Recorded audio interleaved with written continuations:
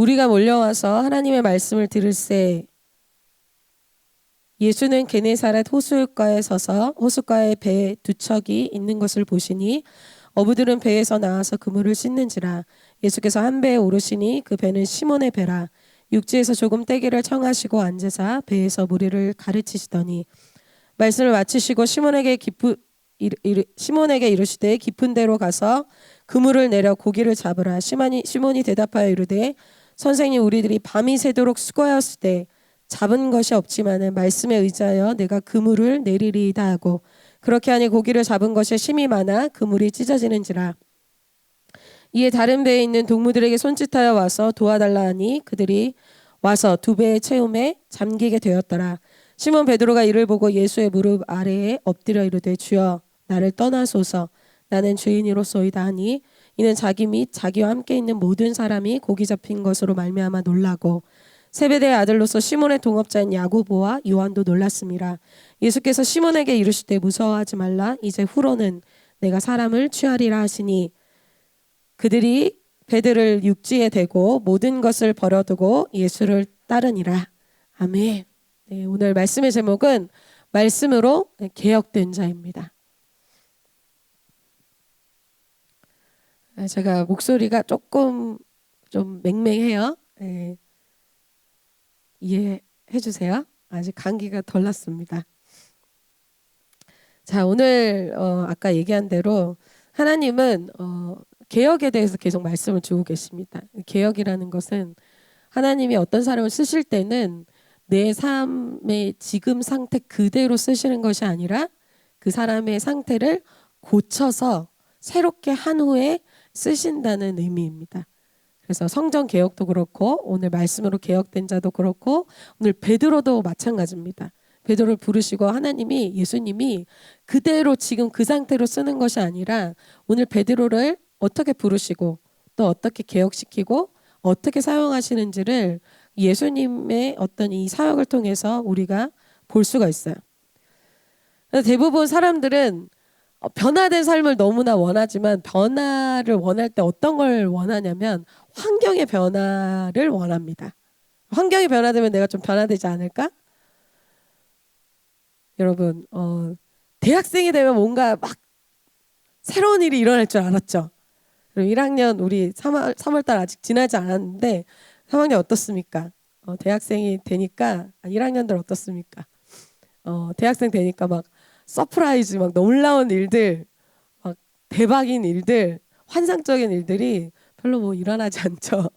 그리고 내 직장만 가면, 내가 취업만 하면은 정말 내 인생에 좀 이 꽃길만 걸을 텐데 취업 되었다 막 축하합니다 막 이럴 때는 좋아요. 환경이 바뀌고 내가 원하던 어떠한 환경이 되었기 때문에. 그러나 실제로 그렇지 않죠. 내가 좀 여행 좀 갔다 오면 너무 좀 내 인생에 좀 뭔가 새로운 일이 일어나지 않을까. 뭐 심지어 유럽 여행 투어 막 이런 걸 갔다 오면 좀 뭔가 내 인생에 새로운 일들이 일어나지 않을까. 그런데 그렇지 않습니다. 뭐 잠깐 나의 마음에 새로움은 있을 수 있겠죠. 그러나 근본적으로 나의 인생이 그것으로 변화되지는 못합니다. 우리가 변화되는 것은 나 자신이 바뀔 때 모든 것이 변화됩니다. 나 자신이 바뀌면 내 환경은 그대로인데, 내 주위에 있는 사람은 그대로인데 모든 것이 바뀐 것처럼 느껴져요. 오늘 우리가 집중하길 원하는 것은 바로 내 자신의 변화예요. 사마리아 여인은 계속 남편을 바꾸길 원했잖아요. 뭔가 내 남편이 바뀌면, 내 좋은 이성을 사귀면 나는 이렇게 내 인생이 바뀔 텐데 라고 생각을 했어요. 그러니까 어때요? 6명까지 간 거예요. 그런데 안 바뀌죠. 바뀌니까, 자기 자신이 바뀌니까 어떻게 돼요? 사람들 두려워했던 것들이 없어지고, 사람들은 그대로인데, 동네 사람들은 그대로인데 자기의 눈이 바뀌고 마음이 바뀌니까 사람들 두렵지 않고 다가가게 되고 외롭지 않고 이제 더 이상 남편이 필요 없는 존재가 되어집니다. 오늘 말씀으로 저와 여러분의 삶에 개혁이 일어나게 될 것을 선포합니다. 내 삶의 어떤 고민, 어떤 방황들, 환경이 바뀌어서가 아니라 내 자신이 말씀으로 바뀔 때 특별히 나 자신 안에 이 강한 것들이 바뀔 때 우리의 삶에 새로운 인생이 시작될 줄 믿습니다. 제 2의 인생의 전환점이 오늘이 되시기를 축복합니다. 오늘 예수님이 한 사람을 선택하시고 그 사람을 오늘 만나러 가시는데요. 예수님이 오늘 선택한 사람에 대해서 오늘 좀 먼저 보고자 합니다. 이때 배경은 예수님이 사역을 시작하시고 예수님의 사역으로 많은 사람들이 변화되는 변화의 시즌에 이스라엘이 막 들썩들썩할 때였어요. 예수님이 어떤 못 고치는 질병들을 막 치유하시고 악한 영에 시달림 받는 사람들을 축사하셔서 귀신들이 떠나가고 그런 일들이 막 일어나고 있는 때였어요. 그래서 사람들이 예수님이 있는 곳에는 다 모여들기 시작했어요. 오늘도 역시 마찬가지입니다. 1절에 무리가 몰려왔다고 얘기하고 있어요. 무리가 몰려와서 하나님의 말씀을 들을새 예수는 게네사렛 호숫가에 서서라고 말씀하고 있어요. 오늘도 사람들이 몰려와서 예수님이 어떤 세일을 행하시는가 기대하고 있는데 사실은 좀 아쉽지만 오늘의 주인공은 이 군중, 이 무리가 아닙니다. 오늘 예수님이 주목하는 사람은 이 수많은 군중이 아니라 그 속에 있었던 어부들이었습니다. 2절에 예수님의 눈이 어디로 향하고 있는지를 지금 보여주고 있어요.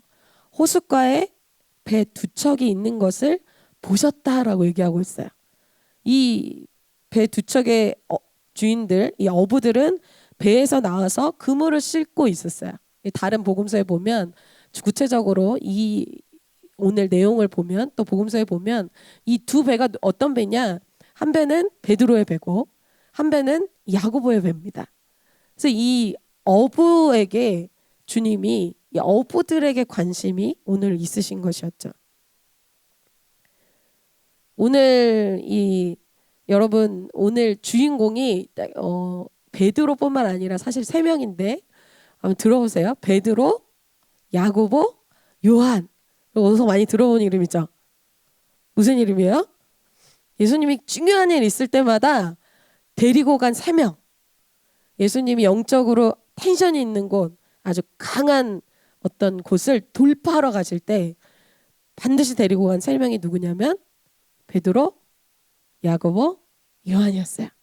오늘은 이 12명 중에 이 3명 너무나 중요한 예수님의 제자를 부르러 가는 내용입니다. 그들이 누구예요? 어부였어요. 어부는 고기를 잡는 것이 잡인 사람이에요. 어부에 대해서 그 당시 사람들이 어떻게 생각하는지에 대해서는 사도행전을 보면 알 수가 있어요. 사도행전에 어떻게 나와 있냐? 예수님이 승천하신 후에 이 말씀 보기 전에 설명 들어가야 돼요. 예수님이 승천하신 후에 예수님의 이 제자들이 예수님을 막 전하기 시작했어요. 예수님이 부활하셨고 예수님이 구원의 반석이다. 막 이런 것들을 막 증거하기 시작했어요. 네, 예루살렘 공회에 이 종교인들이 다 이 사도들을 잡아가뒀어요. 그리고 나서 나중에 공회에 세워서 그들에게 물어봅니다. 너희가 무슨 권세로 누구 이름으로 이런 일 하냐? 이렇게 물어봤더니 베드로가 강력하게 서서 말씀을 선포하기 시작해요. 성령이 충만해서 도저히 베드로 같지 않은 막 설교를 엄청나게 멋지게 선포를 해요. 그걸 듣고 이제 공회에 이 종교인들이 그걸 보고 하는 내용이 사도행전 이야기하는 내용이 사도행전 4장 13절입니다. 새 번역에 이렇게 나와 있어요. 그들은 베드로와 요한이 본래 배운 것이 없는 보잘것없는 사람인 줄 알았는데 이렇게 담대하게 말하는 것을 보고 놀랐다라고 얘기를 해요. 배운 것이 없는 보잘것없는 사람으로 알았대요. 왜? 그들이 어부였기 때문에. 무식한 갈릴리 어부 뿐인데 그들의 겉모습이 어때요? 학벌이 없어. 우리가 말하는 흙수저예요. 스펙이 없어요. 근데 그들이 기탄 없이 막 담대하게 말씀을 선포하는 모습을 보고 그들이 놀랐다고 얘기해요. 여러분 한편으로는 한번 생각해 볼까요? 이 세번역 말씀에 그리고 그들은 그 두 사람이 예수와 함께 다녔다는 사실을 알았지만 이렇게 얘기하고 있어요. 예수님이 오늘 누구를 선택하러 오세요? 예수님의 제자들을 선택하러 오는 거예요. 그런데 예수님도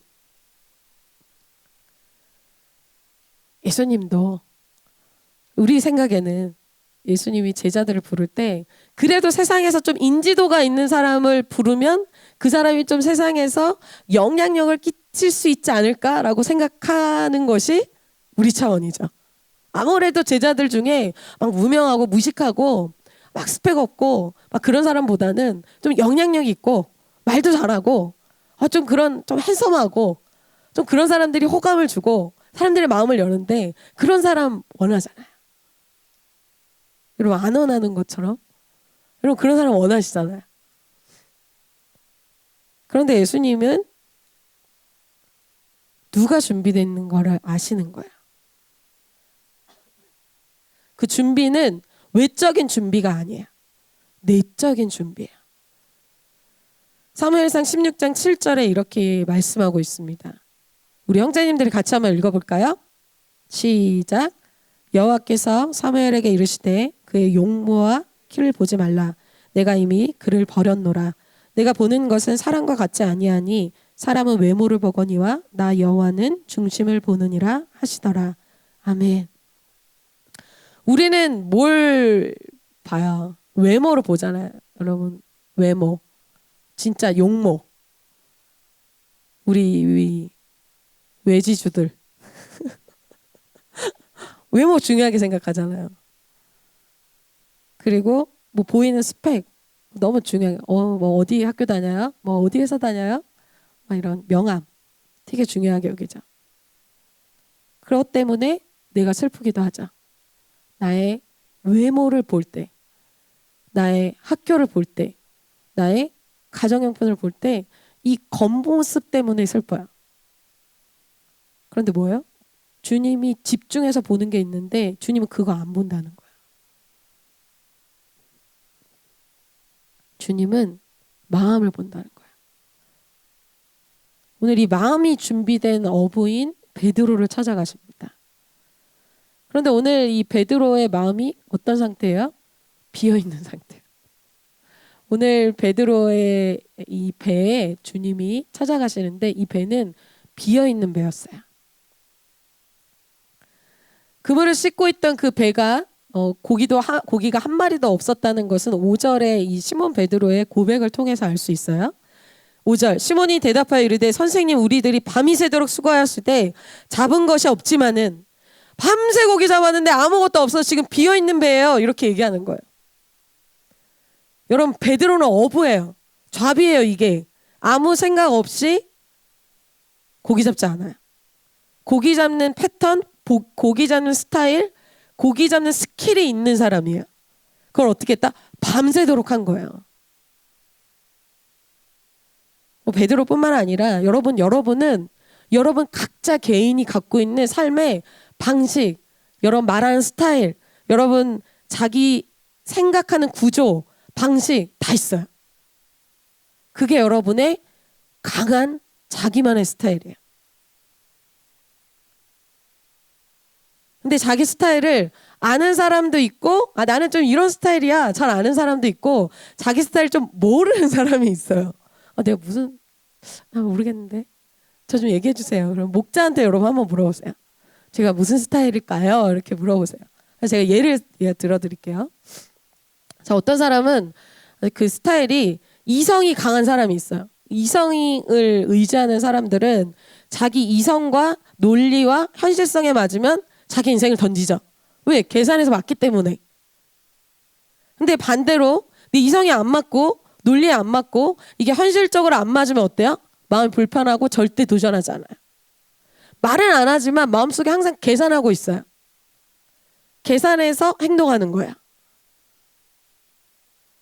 그래서 이 사람에게는 믿음의 역사가 잘 나타나지 않아요. 근데 이 사람이 고백하는 건 항상 이런 고백이죠. 왜 나는 이렇게 예수님을 못 만날까요? 막 저기 막 엄청 죄 짓다가 와가지고 오늘 막 펑펑 눈물 흘리면서 저 사람은 저렇게 이렇게 오늘 막 은혜 받고 이런데 나는 왜 그럴까요? 막 그런 분들 있잖아요. 띵킹 이성이 굉장히 발달한 사람들이에요. 그리고 사람을 의지하는 사람은 사람에 따라서 사람이 좋아하고 사람들이 호응이 있으면은 그걸 막 즐겁게 해요. 물론 뭐 우리 MFP들 나쁜 거 아니에요? 그런데 반대로 이것이 사람들이 이거 MVP만 아니에요, 여러분? 또 MVP들아 잘 들어라 이렇게 생각하시면 안 돼요, 여러분. 반대로 이런 사람들은 어떤 거야? 사람들의 눈치를 보기 때문에 사람들의 호응이 없고 사람들이 그걸 반응하지 않고 다수가 그걸 안 한다. 사람들이 하나하나 그걸 안 하기 시작한다. 그럼 어떻게 해요? 하기 싫어져요. 사람들의 반응에 굉장히 민감한 거예요. 물질, 명예가 중요한 사람. 물질 많이 줘. 명예까지 있어. 그럼 하나님 뜻이고 뭐고 그냥 바로 직진 코스. 바로 이거야. 픽. 반대로 어때요? 물질과 명예가 있는데 없는데 하나님 그것을 인도하는 거예요. 그럼 어때요? 슬퍼지죠. 하나님 대해 회의가 들어요. 그게 나의 강한 스타일이에요. 이거 말고도 자기의 스타일이 많겠죠. 어떤 자기 육신의 스타일, 정욕적인 스타일, 쾌락적인 스타일. 아무리 좋아도 나는 힘들면 안 한다. 피곤하면 난 절대 안 해. 육신적인 스타일. 그럼 베드로는 고기 잡는 것이 잡인 사람이에요. 자기만의 스킬과 자기만의 이 패턴과 방식이 아주 강하게 있어요. 그리고 베드로가 나이가 적지 않아요. 여러분 이때 베드로가 결혼했을까요? 안 했을까요? 했어요. 베드로 결혼한 사람이에요. 당연히 자기 스타일 아주 강하게 있습니다. 그런데 오늘 과거에 이 베드로의 스타일 가지고는 예수님 그대로 쓰시지 않습니다. 즉 이것은 무엇을 얘기해줘요? 예수님이 쓰실 사람, 예수님이 비전을 줄 사람, 예수님이 선택하셔서 그 사람에게 새로운 일을 이제 행하기를 원하시는 사람, 그 사람에게 반드시 어떻게 하신다? 과거의 세상적인 스타일을 반드시 변화시키시고 사용하십니다. 이거 변화 안 돼? 다시. 이거 변화 안 돼? 다시. 이거 변화 안 돼? 다시. 이게 뿌리 뽑아지기 전에는 하나님 멈추시지 않습니다. 개혁시키시고 사용하시는 거예요. 그것이 변화될 때까지 훈련하신다는 거예요. 그래서 오늘 예수님이 베드로한테 하시는 일이 있어요. 베드로의 배 근처 가서 예수님 뭐 하시겠어요? 밤새도록 고기 가지 마. 예수님이 하신 거예요. 여러분 어부가 한 마리도 못 잡았다는 게 말이 되겠어요? 그거야말로 굉장히 이상한 일이에요. 베테랑 어부가 밤새도록 고기 잡았는데 조금도 못 잡았다? 이거 자체가 기적이에요. 근데 예수님이 그날 밤새도록 어떻게 하신다? 전혀 못 잡게 하는 거예요. 못 잡게 하는 거예요. 못 잡게 하는 거예요. 베드로 편에서 이렇게 생각했겠죠. 이거 나한테 왜 이런 일이 일어나? 넌 요즘 왜 이래? 나에게 왜 이런 일이 일어나? 막 한탄했겠죠. 밤새도록. 왜 이러는 거야 오늘? 무슨 일이야? 주님이 우리를 뭘 훈련하는지 모를 때 나타나는 우리의 반응이에요. 빨리 눈치를 채면 좋은데 베드로는 아직 뭘 모른다. 주님이 우리의 배에, 우리 인생의 배에 지금 고기를 안 넣어주고 있다는 거예요. 안 주시는 목적이 뭐예요? 고생시키려고? 야, 너 고생 좀 해봐라. 여러분 나중에 주님이 금을 찢어질 만큼 주시잖아요. 그게 아니에요. 주님이 우리 고생시키려고 하는 거 아니에요. 뭐가 목적이에요? 베드로의 과거 스타일로 고기 잡고 또 잡아도 밤새도록 안 된다는 것을 보여주길 원해서요. 텅텅 비어있게 하시는 거예요. 그때 베드로가 깨닫게 되겠죠. 뭔가 잘못됐다. 뭔가 바뀌어야 된다. 이대로는 안 된다. 여러분 그런 생각 하신 적 있어요? 인생에서? 지금 이 상태로 안 될 것 같아. 내 삶이 좀 뭔가 진짜 획기적으로 좀 변화돼야 될 것 같아. 베드로가 그걸 느끼고 있어요. 그래서 내가 그전 스타일, 나의 어떤 thinking, 이성을 의지하는 나의 어떤 사람을 의지하는, 나의 물질을 의지하는 어떤 그러한 스타일, 잘못되었다는 것을 자각하도록 도와주시는 중이에요. 어떻게? 밤새도록 주님이 도와주시는 거예요. 그거 아니야? 그 방법 아니야? 그렇게 하면 안 돼. 왜? 베드로가 보기에 결과물이 얘기해 주잖아요. 지금 배가 텅텅 비어 있다는 거예요. 자기도 부인할 수가 없는 거예요.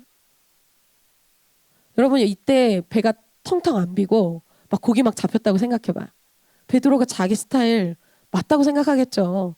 그 스타일 더 강해지겠죠. 그 스타일을 멈추는 거예요. 성경에서 이렇게 비어있는 인생에 주님이 찾아가세요. 아까 사마리아 여인도 얘기했잖아요. 사마리아 여인이 1명, 2명, 3명, 4명 남자가 계속 만나요. 만나는데 결국에는 어때요? 6번째 남자까지 만났는데 마음이 공허한 거예요. 마음이 비어있어요. 기쁘지가 않아. 행복하지가 않아.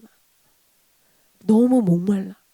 밑 빠진 독에 물 붓는 것처럼 내 인생이 대학교 가면 행복할 줄 알았는데, 직장 다니면 행복할 줄 알았는데 행복하지가 않는 거예요. 이런 비어있을 때,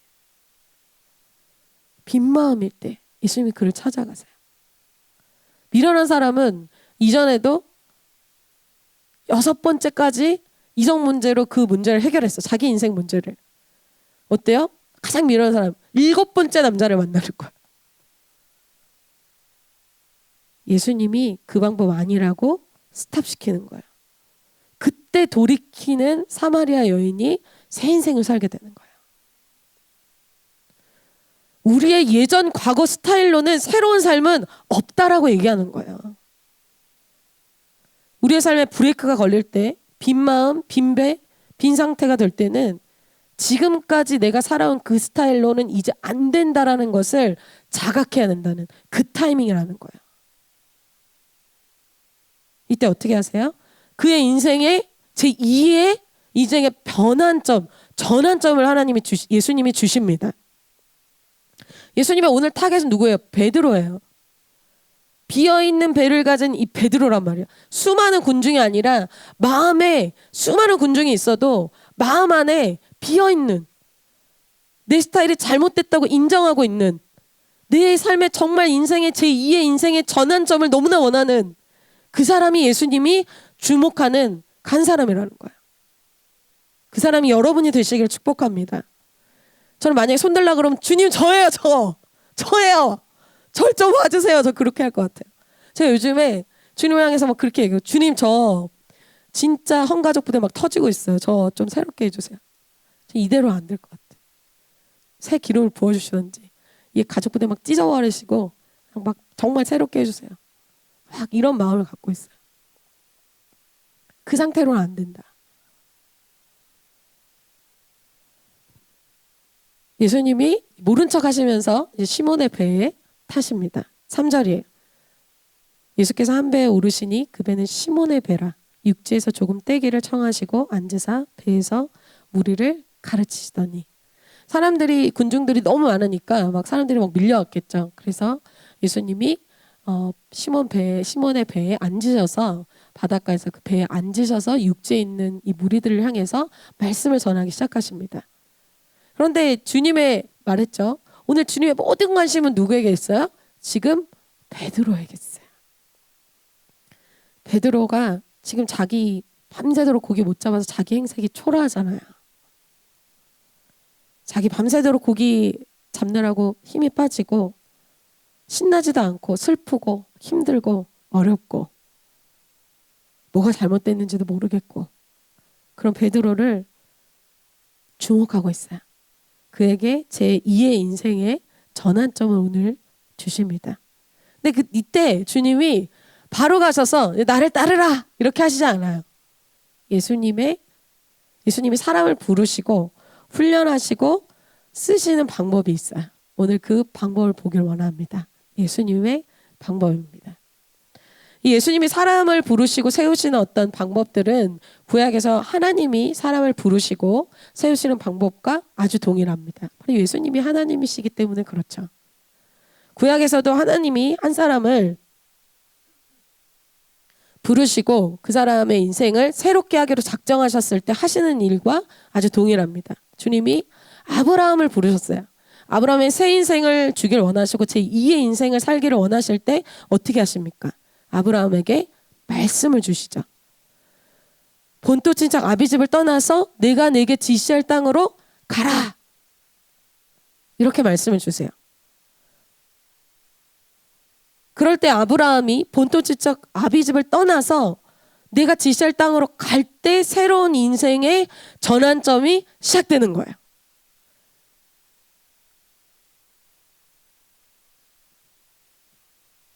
오늘 베드로에게도 예수님이 말씀을 주십니다. 말씀을 다 마치시고 시몬 베드로에게 개인적으로 말씀을 주시죠. 4절입니다. 형제님들이 한 번 더 읽어주시겠습니다. 시작. 말씀을 마치시고 시몬에게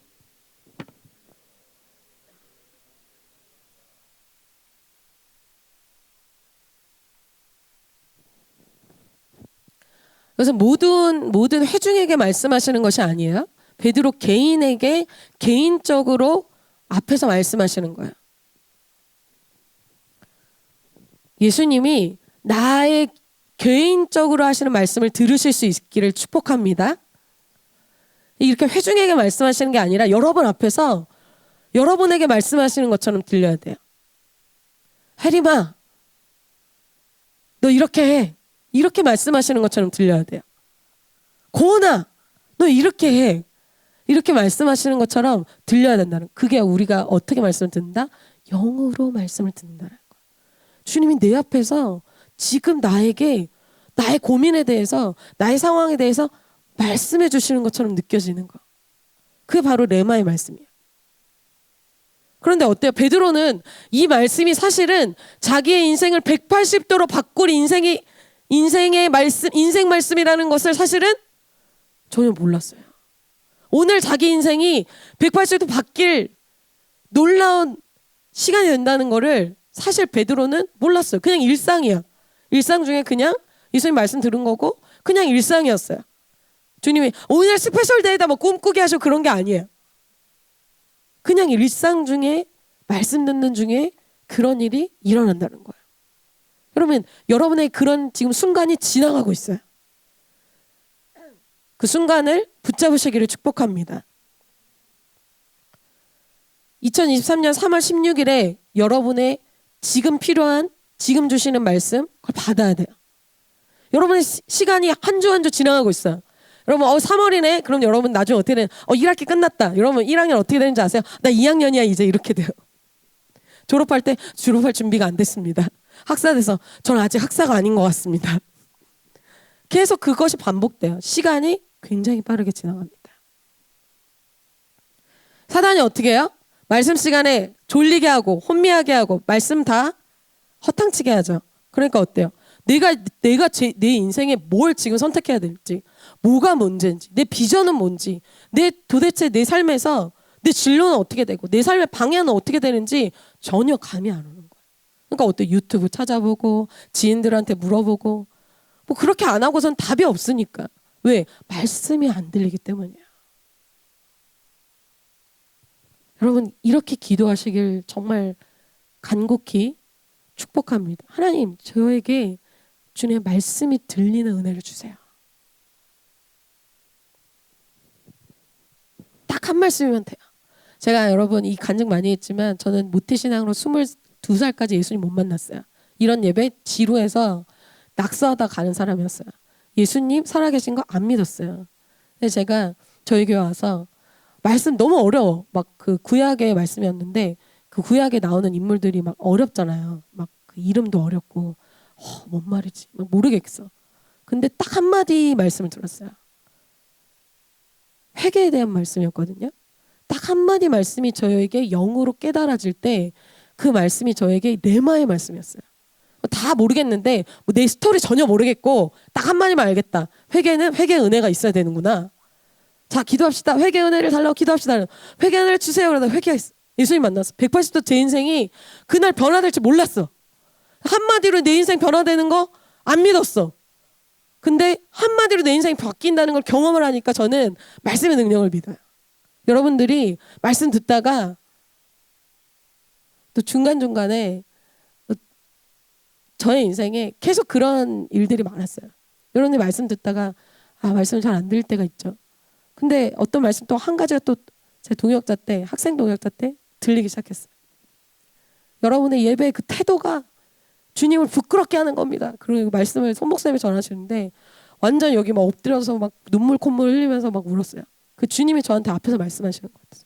불신자가 문제가 아니라 너의 그 태도, 너 하나님을 대하는 너의 그 태도가 문제야. 그렇게 말씀하시는데 막 나한테 말씀하시는 것 같아요. 막 엎드려서 막 펑펑 울었어요. 스토리는 기억이 안 나 지금. 중요한 건 모든 그 스토리가 기억이 안 나. 말씀 받은 건 그냥 한 가지밖에 없어. 그리고 오늘 말씀에 다 기억 안 해도 돼. 뭐 빈배 뭐 이런 거 다 기억 안 해도 돼. 시몬 뭐 베드로 바뀌었다 뭐 이런 거 기억 안 해도 돼. 나에게 주시는 한마디 말씀이 있으면 돼요. 왜? 한마디 말씀이 나의 인생을 변화시키기 때문이에요. 4절 말씀을 다시 보면 말씀을 마치고 시몬에게 주신 지금 레마의 음성이 뭐예요? 깊은 데로 가서 그물을 내려서 고기를 잡으라. 그러면 이 말씀 무슨 말씀이에요? 지금까지 밤새도록 고기 내리는 거 했잖아요. 안 한 게 아니잖아요. 근데 어때요? 실패한 그곳에 가서 너의 스타일대로 하지 말고 내 말씀대로 하라는 거예요. 내가 알려주는 말씀을 가지고 다시 가라는 거야. 새로운 곳에 가서가 아니라 그 실패한 곳에 가서 다시 하나님의 방법으로 하라는 거야. 어떻게 했어요? 사람을 의지하고 이성을 의지하고 물질을 의지하고 쾌락을 의지하는 그 방법으로 하지 말고 이제 새로운 방법으로 하라는 거야. 제가 이 말씀을 준비하게 되면서 저의 이번 주에 주님이 저에게 말씀을 주셨었습니다. 제가 의지하는 거는 사람이었어요. 그래서 제가 저의 인생에 많은 저의 인생에 아주 큰 어떤 딥하게 좀 마음이 힘들어질 때를 제가 이렇게 막 생각해봤어요. 근데 대부분 그게 사람 때문이더라고요. 사람이 나를 오해하거나 사람이 나에게 이렇게 오해를 해서 안 좋은 얘기가 들린다던가 아니 뭐 미워한다던가 뭐 묶인다던가 뭐 그 사람이 묶였는데 안 푼다던가 뭐 어떤 이런 많은 일들 속에서 제가 사람이 약점이더라고요. 저는. 그래서 뭐 여러분 자기 스타일 이렇게 모르면 목자한테 물어보세요. 이렇게 말씀드렸잖아요. 그런 것처럼 저는 제가 많이 또 목자에게 터치도 받고 제 자신을 알고 있는 게 사람에 관련한 거예요. 그래서 제가 이번 주 말씀을 듣는데 이제 물 사건을 하나님이 이스라엘 백성에 다시 주잖아요. 예전에 원망하고 불평했던 그 사건을 통과하도록 다시 그런 상황으로 주님이 인도하시죠. 이스라엘 백성을. 근데 제가 그 말씀을 듣는데 제가 악심하고 제가 힘들어하는 모든 사건의 어떤 그 사건들을 모아서 저희 앞에 딱 보여주시는 그 사건들이 다 사람이었더라고요. 사람에게 사랑받고 싶어하고 인정받고 싶어하고 사람의 밉보이는 거 싫어하고 사람들에게 저평가받는 거 싫어하고 사람들한테 오해받는 거 더 싫어하고 어떤 이런 것들 그 속에서 제가 항상 어떤 포기하게 되는 어떤 그런 것들을 주님이 보여주셨어요. 그러면서 주님이 또 그거 말고 사실 많이 있죠. 뭐 그거 말고도 의지하는 것들이 되게 많이 있는데 그것이 저의 핵심이에요. 핵심. 하나님이 그것을 알려주시면서 이번에 내가 너에게 이거를 돌파하기 위해서 한 가지 말씀을 주겠다. 그러면서 마음을 주신 것이 제가 이번 주 말씀이 또 중요한 문제에 있어서는 기도하고 기다려라 그 말씀이 있었잖아요. 그래서 제가 하나님 제가 사실은 이제 제가 외대 개척을 하고 있어요. 우리 외대 화이팅! 외대 좋아. 네, 저 화이팅. 네, 저는 외대가 될 거라고 믿어요. 주님이 그런 마음을 주셨고. 근데 제가 외대에서 하는 거는 조금 생각해 봤어요. 제가 그러니까 외대에 우리 학생 리더들이 있는데 학생 리더들이 잘할 것 같아요. 저는 뭐 제가 굳이 막 그런 마음이 있었는데 그냥 흐름이 너무 빨리 정해야 되니까 그냥 정해버렸어요. 그래서 제가 기도하면서 하나님 그러면 제가 뭘 할까요? 그런데 주님이 경희대로 가라는 마음을 저에게 주셨어요. 경희대는 제가 예전에 개척했었던 곳이에요. 그래서 경희대 국제캠. 그래서 제가 양육도 하고 거기 멤버들하고 이렇게 성경 공부도 하고 뭐 한경훈 교수님하고 기도 모임도 하고 막 그랬던 곳이에요. 근데 제가 거기에 대한 그 물사건처럼 쓴뿌리 상처가 있어요. 그래서 거기에 이제 학생들 어떤 스타일이나 그런 것들 잘 알아요. 그러니까 저의 이제 띵킹이 이제 돌아가기 시작한 거예요. 아, 경희대에 가면 애들이 어떻게 할 거고 어떻게 반응할 거고 이게 다 계산이 되는 거예요. 주님, 그리고 거기 특별히 경희대생 없잖아요, 지금. 근데 주님이 외대 개척할 때를 떠오르게 하시면서 외대 개척할 때 저희가 외대 학생 한 명도 없었습니다. 근데 외대 그냥 간 거예요. 손 목사님이 갑시다 그래가지고 손 목사님 저희 간사님이셨으니까 쫄래쫄래 이렇게 따라갔어요. 캠퍼스는 개척하는 자의 것이에요. 그러시면서 그날 거의 1시간 가까이 모세 학사님하고 기현 형제님이었나요? 그때? 아무튼 누구하고 이렇게 갔어. 고은이였나? 아무튼 같이 가서 땅 밟기를 했어요. 저는 사실은 항상 학부생이 있는 캠퍼스를 개척해봤기 때문에 학부생이 아무도 없는데 거기 가서 그냥 생으로 그냥 노방전도를 해본 적이 사실 없어요. 제가 이렇게 학생 때도. 그래서 이게 가능한가 그랬는데 저희가 이제 노방전도를 하게 됐고 거기서 이제 연결된 친구가 저희 이제 크리스마스 파티 와서 예수님 영접을 하고 또 지금 연결이 되고 정체성 모임을 하기로 했어요. 그런 어떤 기적들을 생각나게 하시면서 하나님이 저에게 경희대 가라. 그 대신 너 혼자 가라. 그러셔가지고 하나님 학부생도 없는데 저 혼자 가서 뭐 합니까? 그런데 제가 빨리 눈치를 채야 되잖아요. 하나님이 나를 뭘 훈련하는지. 학부생도 없고 이제 한경훈 교수님하고 조인하는 것도 아니고 그때 박상식 학사님이 석사생이었어요. 그리고 학부생이 정세윤 학사님이라고 있었어요. 아주 빵빵했어. 학부생, 석사생, 교수님까지 쫙쫙 다 있었어. 근데 아무것도 없, 나띵 아무것도 없어. 뭐만 있어? 말씀만 있어. 그래서 제가 제 스타일에 대해서 얘기하려고 말씀이 아니었으면 사실 저는 경희대 안 갔을 거예요. 가고 싶지 않고.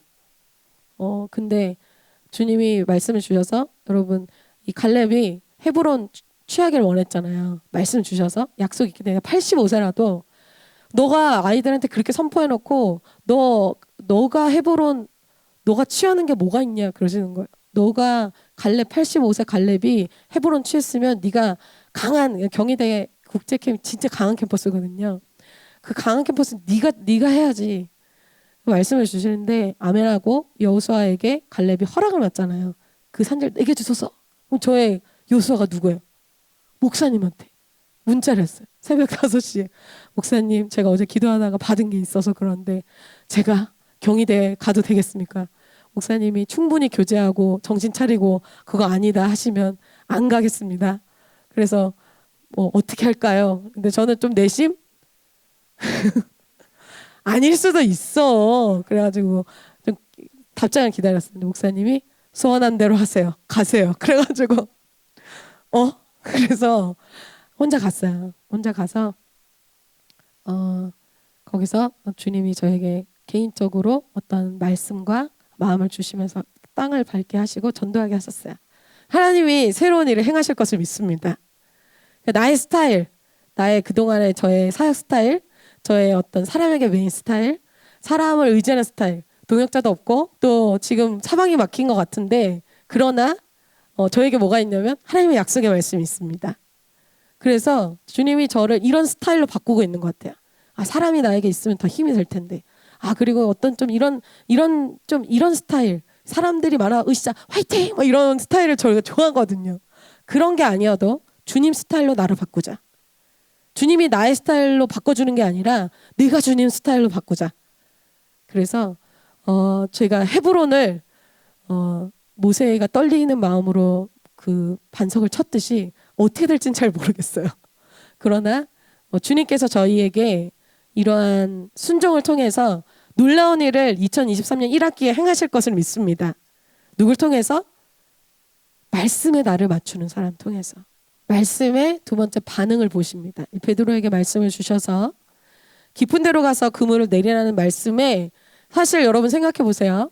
베드로 편에서 반응할 수 없는 이유가 너무너무 많아요. 이 띵킹이 시작되면 너무 많아요. 왜냐하면 고기는 밤에 잡는 거예요. 이 새벽에 잡는 게 아니에요. 지금 새벽이잖아요. 밤새도록 그물 했는데 안 됐고, 그리고 그물을 정리하는데 시간이 꽤 오래 걸린다고 해요. 그물 다 정리했고 몸은 피곤해. 그리고 해봤는데 안 됐어. 안 할 이유는 너무나 많은 거예요. 그리고 예수님 목수잖아요. 예수님 뭘 알아? 고기 잡는데. 난 어부인데. 여러분 그렇게 생각할 때 있죠. 목자가 내 학과에 대해 뭘 알아? 어? 뭘 안다고 멘토를 해? 예전에 저의 양떼가 그런 적이 있어요. 손 목사님이 제 학과에 대해서 모르잖아요. 근데 멘토 하시는 거 좀 신뢰가 안 돼요. 이렇게 얘기한 적이 있어요.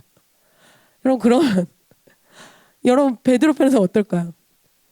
예수님 목수인데 지금 뭘 한다는 거야? 깊은 데 가서 뭐 고기 잡는 거 알긴 할까? 이성이 발달한 사람이 이거 순종 못해요. 이전 자기의 옛사람 어때요? 십자가에 못 박지 않고는 불가능한 거예요. 어부인 베드로가 갖고 있는 옛 생각, 옛 스타일 갖고는 순종하기 힘든 말씀이에요. 여러분이 순종하기 힘든 말씀이 뭐예요? 사람에게 매인 사람 끊으세요. 사람을 조심하세요. 사람 말 장소 조심하세요. 너무 괴로워. 여러분의 명예욕, 탐심 내려놓으세요. 이거 있는 사람 너무 괴로워.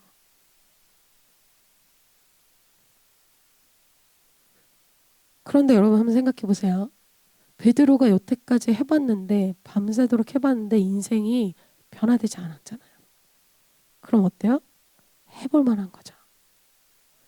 변화가 있었다면 그대로 살면 되잖아요. 근데 변화가 없잖아요. 그럼 한번 하나님 스타일로 해볼 수 있지 않겠어요? 여러분 아멘이십니까? 베드로는 이걸 해본 거야. 나는 항상 업앤다운이 너무 심했고 난 신앙에 한결같지 않았어. 왜 그렇겠어요? 나의 강한 스타일을 안 바뀌기 때문이에요. 오늘 말씀은 너무나 잘 아는 말씀이지만 여러분 이것이 베드로의 인생에 굉장히 중대한 결정이에요. 베드로의 인생이 180도 변할 수 있었던 결심이에요. 5절 말씀 한번 다 같이 한번 읽어보겠습니다. 시작. 시몬이 대답하여 이르되 선생님 우리들이 밤이 새도록 수고하였을 때 잡은 것이 없지만은 말씀에 의지하여 내가 그물을 내리리이다 하고 내가 지금까지 내 인생에 획기적인 변화 없이 나는 막 업앤다운도 너무 심하고 나의 인생에 뭔가 비전이 성취되지 않고 뭔가 나의 인생에 열매도 없고 그랬다면 어때요? 한번 내가 여태까지 얻은 것이 없고 잡은 것이 없었던 그 스타일대로 하지 않고 내가 한번 말씀을 의지해서 내 인생을 한번 던져보는 거예요. 똑같은 곳에 가서 어때요? 다른 스타일로 한번 살아보는 거예요. 캠퍼스에서 내가 다른 스타일로 살아보는 거예요. 나의 20대를 나의 30대를 다르게 살아보는 거예요. 주님 방법으로 해보는 거예요.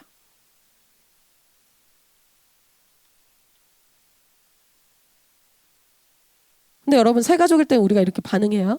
이런 말씀 들으면 새 가족들은 막 끌어올라. 와, 할 거야. 막 이런 으아 이런 아우라가 막 끌어올리는데 안 끌어올리는 사람들 있죠. 해봤는데 내가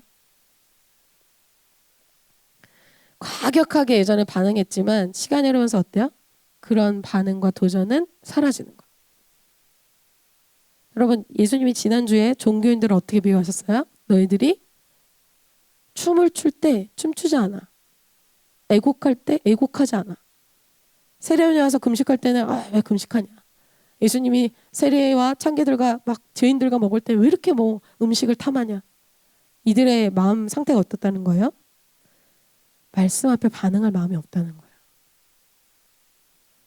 말씀으로 나의 이전 스타일을 깨뜨리면서까지 할 마음이 없다. 그 말씀을 하시는 거예요. 그 마음 상태를 주님이 누가복음에 이렇게 얘기하고 있어요. 새 포도주를 낡은 가죽 부대에 넣는 자가 없나니 만일 그렇게 하면 새 포도주가 부대를 터뜨려 포도주가 쏟아지고 부대도 못 쓰게 되리라. 새 포도주는 새 부대에 넣어야 할 것이니라. 묵은 포도주를 마시고 새 것을 원하는 자가 없나니 이는 묵은 것이 좋다 함이니라. 예수님이 오셔서 새 역사, 새 포도주는 예수님의 새 역사를 얘기해줘요. 예수님의 이 새 역사를 담을 사람은 누구였어요? 원래 종교인들이었어요. 예루살렘에 있는 그 시대의 목자들. 그런데 너희들 마음 깊은 곳을 내가 보니까 뭐가 있다? 묵은 포도주를 마셨는데 옛날의 은혜, 옛날의 경험 이건 많아. 근데 너희가 지금 너희 마음이 어때? 새 것을 원하는 것이 없구나. 새 역사를 너네가 원하지 않는구나. 그 대신 너희가 어떤다? 예전에 그냥 좋았어. 지금 안주하고 싶어. 무슨 도전의 말씀이야. 피곤하게. 시간이 흐르면서 가족 부대는 처음에는 새 가족 부대였지만 누구나 헌 가족 부대가 됩니다. 신축성이 사라져요. 포도주는 발효성이 있기 때문에 포도를 막 부어놓으면 발효되기 시작하고 그거에 따라서 막 움직이기 시작해요. 그러니까 예수님의 말씀대로 내가 막 움직이는 거예요. 그런데 헌 가족 부대는 어때요? 예수님 말씀하고 막 월킹하고 막 움직이기 시작할 때 어때요? 막 찢어져요. 푹푹 찢어져요. 말씀 들을 때 내가 막 찢어지는 거예요. 불편한 거예요. 하기 싫은 거예요. 지금 스타일을 침범하는 어떤 말씀은 다 싫은 거예요. 그때 예수님 시대에 새로운 사람들이 등장하게 돼요. 오늘 어부, 세리, 새로운 뉴페이스들이 등장하기 시작해요. 새 시즌에는 그런 사람들이 막 등극이 돼요. 그래서 여러분 대학부에 신기한 일들이 있는데 예전에 JTS 때는 무명했던 사람들이 막 갑자기 막 이렇게 막 새롭게 저 친구는 분명히 아싸였는데 갑자기 새로운 뉴페이스들이 막 올라와요. 근데 유명했던 사람들 JTS 때 막 리더였고 막 그랬던 사람들 안 보이는 사람 많아요. 어떻게 되는 거야? 먼저 된 자가 나중되고 나중된 자가 먼저 막 바뀌는 일들이 시즌별로 일어나요.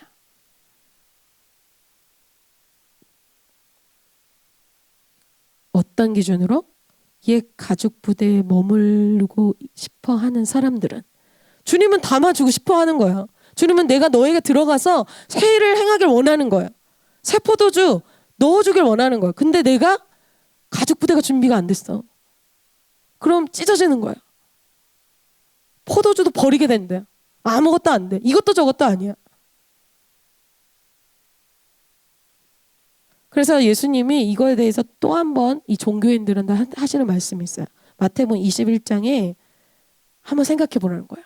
그러나 너희 생각에는 어떠하냐? 어떤 사람에게 두 아들이 있대요. 맏아들에게 가서 이르되 얘 오늘 포도원에 가서 일하라. 말씀이 선포된 거예요.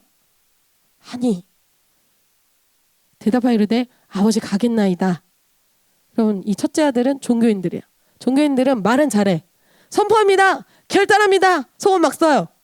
근데 실제 삶에 가서 안 해. 아무것도 없어. 막 은혜 받아 막 눈물 막 흘려. 실제 삶에 가서는 변화가 없어. 실제로는 말만 하고 안 하는 거죠. 자, 29절. 둘째 아들에게 가서 또 그와 같이 말하니 포도원에 가서 가라는 거예요. 실소이다. 이 사람은 어때? 죄인들. 처음부터 싫대 얘네는. 싫은데? 이렇게 살기 싫어. 뭐래? 그런 사람이에요. 근데 이 사람들의 특징이 뭐가 있어요? 처음에는 이랬어요. 처음에 실패했어. 처음에 뻐젓하고 안 받아들였어. 근데 이들의 이 포인트가 있어요. 하였다가 그 후에 뉘우치고 갔으니 마지막이 중요하다는 거야. 이들이 뉘우치고 간 거예요. 내 스타일 바꾸기로 마음 먹고 순종해서 간 거예요. 30절에 예수님이 그렇게 얘기합니다. 그 둘 중에 누가 아버지의 뜻대로 하였느냐 이르되 둘째 아들이니이다. 둘째 아들 처음에 좀 실패했죠. 좀 못했어요. 뒤쳐졌어요. 상관없어요. 왜? 누가 아버지의 뜻대로 했냐. 예수께서 그들에게 이르시되 내가 진실로 너에게 이르노니 세리들과 창녀들이 너희보다 먼저 하나님 나라에 들어가리라. 그리고 누가 얘기한 거야? 못드시나. 신앙 그래도 저 세리나 창기보다 내가 세상 사람보다 그래도 낫지. 에이. 그렇게 교회도 안 다니고 주일성수도 안 하고 막 그렇게 막 창기질을 하고 세리짓한 그 사람들하고 나랑 같나? 네, 그래도 나는 조금이라도 낫지. 이런 모태신앙하는 사람들이 이 생각 갖고 있어요. 저도 제가 모태신앙으로 그 자존심 알아요. 근데 솔직히 저한테 제 목자가 한마디 물어봤을 때 제 신앙의 와르르 물었어. 너 오늘 밤에 진짜 솔직하게 너 오늘 밤에 죽으면 진짜 천국 갈 자신 있어? 속으로는 진짜 나를 왜 저를 전도하시는 거예요 지금? 저 모태신앙자예요. 지금 저를 전도하시는 거예요? 근데 그 질문 속에서 제가 천국 갈 확신이 없더라고요. 여러분 교회 다니는 것이 천국의 보증수표가 아니에요. 속으시면 안 돼요. 자, 오늘 여기서 베드로의 인생이 변화될 수 있었던 것, 새로운 인생의 기회가 왔을 때 그 인생의 기회를 붙잡습니다. 사실 베드로 자신에게 달려 있는 거예요. 예수님이 어부인 베드로를 선택하셨고 새로운 인생의 계획이 있다 하더라도 오늘 어때요? 베드로가 싫은데요? 저 그렇게 하고 싶지 않아요. 그럼 내 것이 되지는 못한, 억지로 주님이 하시지는 않는다는 거예요. 그런데 오늘 베드로가 자기 옛 스타일 십자가에 못 박고 깊은 곳에 가서 그물을 던지기 시작합니다. 위대한 결정, 위대한 갑질이에요. 이제 자기 이성을 따르는, 자기 감정을 따르는, 자기 쾌락을 따르는, 사람을 따르는, 돈과 명예를 따르는 자기 스타일로부터 말씀을 따르는 스타일로 변화되는 거예요. 이게 아무것도 아닌 것 같아도 실제 여러분 삶의 스타일 보세요. 안 바뀌어요. 그럼 오늘 예배 끝나고 어떻게 살 거예요? 스타일 안 바뀌잖아요. 돈이 없으면 두렵고 명예 없으면 초라하고 사람 없으면 외로울 것 같고 어떻게 될 것 같고 매주 그것을 버릴 수 있는 말씀을 주시는 거예요. 여러분에게 계속 주시는 말씀이 있을 거예요. 음란의 문제, 권위자와의 문제, 원망 불평하는 문제 다 있어요. 한 번은 그 스타일이 개혁되는 저와 여러분이 되실 줄 믿습니다. 우리가 한 번은 옛 자아를 십자가에 못 박는 그 통과하는 그 갑질이 필요해요. 이런 결단으로 순종해서 깊은 곳으로 간 베드로에게 이제 예수님이 세일을 하기 시작하십니다. 6절과 7절에 이렇게 얘기하고 있어요. 그렇게 하니 고기를 잡은 것이 심히 많아 그물이 찢어지는지라. 이에 다른 배의 동무들에게 손짓하여 와서 도와달라 하니 그들이 와서 두 배의 채움에 잠기게 되었더라. 6절에 어떻게 됐어요? 그물이 찢어졌어요. 이렇게 많이 잡혔어. 어느 정도로 두 배에 가득 차서 잠기게 될 정도로 아주 많이 잡혔어. 이거를 왜 이렇게 많이 잡히게 해주세요? 어쩌다 가보니까 오늘 많이 잡혔네 이 정도가 아니라 이건 예수님이 하신 기적이다 라고 말할 수밖에 없을 만큼 주님이 큰 열매를 주신다는 거야. 그러니까 하나님이 하셨다 말할 수밖에 없을 만큼 그렇게 열매를 주신다는 거야. 어쩌다가 잡힌 게 아니야. 말씀대로 하니까 놀라운 열매가 있었다는 거야. 내가 새롭게 반응할 때 내 인생을 새롭게 주님이 열어주십니다. 마지막에 예수님이 주시는 새 인생을 베드로가 살게 돼요. 여기의 결론이 그럼 여러분 이렇게 생각하죠. 고기를 더 잡게 해주는 그런 인생으로 주님이 살게 해주시는구나. 나 더 좋은 직장, 더 좋은 캠퍼스 거기 가는 건가? 가자! 야! 좋아! 우리는 그 1차원적으로 그렇게 생각하잖아요. 성경에서는 이런 경험한 이후에 무엇을 기록하고 있냐? 시몬이 이름이 바뀌는 걸 기록하고 있어요. 시몬 베드로라고 기록하고 있어요. 여러분 1절부터 7절까지는 시몬 얘기가 나와요. 그런데 8절부터는 이름이 갑자기 바뀝니다. 8절 시몬 베드로가 이를 보고 예수의 무릎 아래 엎드려 이렇게 얘기하고 있어요. 시몬으로 계속 기록하던 이름이 베드로로 시몬 베드로로 지금 저자가 의도하면서 바꾸고 있어요. 어때? 이름이 바뀌는 인생이 되는 거예요. 베드로로 제2의 인생이 시작된다는 거죠. 여러분 캠퍼스 때, 여러분의 청년의 때 제2의 인생이 시작될 줄 믿습니다. 요한복음 1장에 보면 안드레가 이 베드로를 전도했을 때 나 메시아를 봤어. 베드로가 찾아가죠. 예수님이 베드로를 보자마자 이렇게 얘기합니다. 요한복음 1장 42절에 예수께로 오니 예수께서 보시고 이르시되 내가 요한의 아들 시몬이니 장차 게바라 하리라. 게바는 아람어예요. 반석이란 뜻이에요. 너가 나중에 반석 같은 사람 될 거야. 예전에 어땠다는 거야? 시몬은 무슨 뜻이에요? 갈대. 갈대는 어때요? 바람에 막 여기 갔다가 저기 갔다가 이랬다가 저랬다가 업앤다운. 사람이 이렇게 얘기하면 이렇게 했다가 저렇게 했다가 막 흔들리는 거야. 돈에 흔들리고 사람에 흔들리고 명예에 흔들리고. 근데 너가 어떻게 될 거야? 너가 나중에 베드로 같은 사람 될 거다. 흔들리지 않는 사람 될 거다. 과거에는 내가 흔들리는 인생이었는데 네가 이제 반석 같은 믿음을 가진 베드로, 게바 그런 사람이 될 것이다. 이렇게 말씀하시는 거예요. 주님 우리의 인생을 볼 때 그렇게 보십니다. 베드로로 인생이 시작된 거예요. 베드로의 신앙이 어떻게 변화를 경험해요? 8절에 예수의 무릎 아래 엎드려서 이르되 주여 나를 떠나소서 나는 죄인으로서이다 경험해요.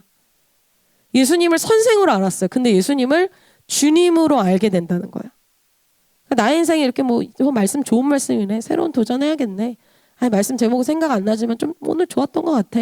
그 정도가 아니라 티칭, 선생님 그 정도가 아니라 주님, 나의 하나님, 나의 인생의 구세주, 나의 인생의 전부를 걸어도 될 하나님을 내가 만났다. 그 하나님을 경험하게 된 거예요. 고기 차원의 1차원적인 것이 아니라 어떤 것이 열린 거예요? 영적인 차원이 열린 거예요. 여러분 영적인 계시가 열린 거예요. 주님의 계시는 여러분 아무에게나 안 열어줘요. 이 계시라는 말 자체가 보자기에 쌓여 있어서 열어주셔야만 되는 것이 계시예요. 귀한 것이기 때문에 아무에게나 깨닫게 하지 않으세요. 목수 예수님을 보는데 목수 예수님이 아닌 거예요. 하나님으로 보이는 거예요. 나의 인생의 죄를 용서해 주시는 그 구세주로 보이는 거예요. 예수님을 새롭게 만나게 되고 죄사함을 경험하게 됩니다. 베드로 자신이 강해지는 게 아니에요. 내가 흔들리지 않는 그 사람, 반석 같은 사람이 되는 이유는 예수님 때문이라는 거예요. 여러분 왜 이렇게 흔들려요? 왜 이렇게 캠퍼스에서 흔들려요? 왜 이렇게 여러분의 인생의 진로 앞에서 흔들려요? 왜? 예수님을 만나지 못했기 때문이에요. 사실은 예수님을 제대로 알지 못하기 때문이에요. 안다고 생각하는데 모르기 때문이에요. 예수님을 바로 할 때 흔들리지 않는 인생이 됩니다. 시편 62편 6절에 이렇게 말씀하고 있어요. 다 함께 한번 읽어보겠습니다. 시작. 오직 그만이 나의 반석이시요 나의 구원이시요 나의 요새이시니 내가 흔들리지 아니하리로다. 이제 무엇을 의지하면서 사는 인생이 돼요? 다윗도 또 오늘 베드로도 말씀만 의지하는 인생, 예수님만 의지하는 인생이 된다는 거예요. 이 말씀 들으면서 그러신 분들 있죠. 그래도 돈이 있어야지. 그래도 스펙은 있어야 되는 거야. 그래도 친구들, 그래도 사람은 있어야 돼. 그럼 그런 인생, 어부 인생 사는 겁니다. 이 기적을 보고 베드로만 예수님을 알게 된 게 아니라 베드로의 순종 때문에 야고보, 요한도 이 기적에 동참하게 되죠. 9절과 10절에 이렇게 얘기하고 있습니다. 이는 자기 및 자기와 함께 있는 모든 사람이 고기 잡힌 것으로 말미암아 놀라고 10절 세베대의 아들로서 시몬의 동업자인 야고보와 요한도 놀랐습니다. 베드로 그 한 명의 순종 때문에 주위에 이 예수님이 정말 하나님이시구나 이걸 알게 되는 기적 같은 간증의 역사들이 막 일어난 거야. 누구 때문에? 베드로 한 사람 때문에. 내가 인생 걸고 따를 만한 그분이 바로 예수님이구나. 그걸 알게 됩니다. 마지막으로 예수님이 구체적인 비전을 이 베드로에게 주십니다. 사람을 취하는 인생의 비전을 주세요. 하나님 되시는 예수님을 만나게 된 순간 여러분 정말 주님 만나게 되면 경외의 심이 듭니다. 두려워요. 그때 예수님이 그에게 비전을 주시죠. 10절과 11절입니다. 예수께서 시몬에게 이르시되 무서워하지 말라. 이제 후로는 내가 사람을 취하리라 하시니 그들이 배들을 육지에 대고 모든 것을 버려두고 예수를 따르니라. 사람을 취하는 그러한 인생으로 될 것이라고 주님 비전을 주세요. 단지 갈릴리 어부인 이 그의 인생, 특별한 어떤 비전도 소망도 없는, 뭐 예전에도 어부였고 뭐 이후에도 그냥 취업해서 나는 조금 더 잘 취업하면 좋지, 그런 인생, 사람을 낚는 사람, 생명을 살리는 그런 어부가 될 것이다, 이렇게 말씀하십니다. 그래서 이 한 번의 사건으로 베드로, 야고보, 요한의 인생이 180도 바뀌는 그러한 사건이 돼요. 자기 인생을 걸어도 될 만한 예수님을 만났고 비전을 찾았고 이후에는 하나님을 위한 인생, 비전을 위한 인생으로 제2의 인생을 찾게 돼요. 그런 사람 어떻게 돼요? 고기도 버려두고 배도 버리고 예수님 다 쫓게 됩니다. 다른 것이 의미가 없어져요. 결론이에요. 오늘 예수님은 이 무명의 어부, 심지어 밤새 금을 던졌는데 아무것도 잡지 못한 베드로에게 찾아가세요. 여러분, 베드로는 나의 스타일로 살다가 실패를 경험한 쓴 잔을 마셔본 사람이에요. 그러나 말씀이 주어졌을 때 말씀의 자기 인생을 이번에는 걸어보는 거야. 새로운 스타일로 도전합니다. 옛 가죽 부대로 잊지 않고 새 가죽 부대로 자기 인생을 한번 던져보는 거예요. 여러분에게 2023년 3월이 이 옛 가죽 부대를 찢고 새 가죽 부대가 되시는, 새로운 스타일로 바뀌시는 여러분이 되시기를 축복합니다. 저도 그렇게 되길 원해요. 그럴 때 여러분의 이 새 가죽 부대가 된 우리 제이심, 또 우리 자신 통해서 새 포도주를 마구 부으셔서 주님이 새롭게 역사하시는 새로운 제2의 제이심, 새로운 제2의 인생을 여러분이 살게 되시는 주인공이 되실 줄 믿습니다.